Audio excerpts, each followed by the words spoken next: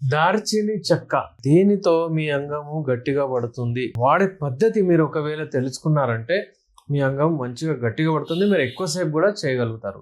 ఈ రెండు అంటే ఎవరైతే హెల్దీ ఉంటారో, ఇంకా పవర్ కావాలి, ఇంకా ఎక్స్ట్రా చేయాలి అన్నట్టు ఉంటుంది వాళ్ళకు ఇది వాడచ్చు. కొంచెం చిన్న చిన్న ఇబ్బందులు ఉంటే వాళ్ళు ఈ దానిని దూరం చేసుకోవచ్చు. ఈ దార్చిని చెక్కని పౌడర్ చేయాలి. మీరు ఒక చిటికంత తీసుకొని ఒకవేళ మీ నాలుక మీద వేసుకొని నమిలి మీరు ఒక గ్లాసు పాలు, ఇలాంటివి పాలు సిప్గా మీరు పాలు తాగండి.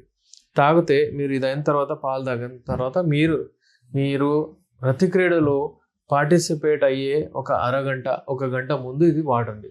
వాడిన తర్వాత మీరు చూడండి, మీరు పార్టిసిపేట్ అయినప్పుడు, మీరు కలిసినప్పుడు మీ అంగం గట్టిగా కూడా అవుతుంది.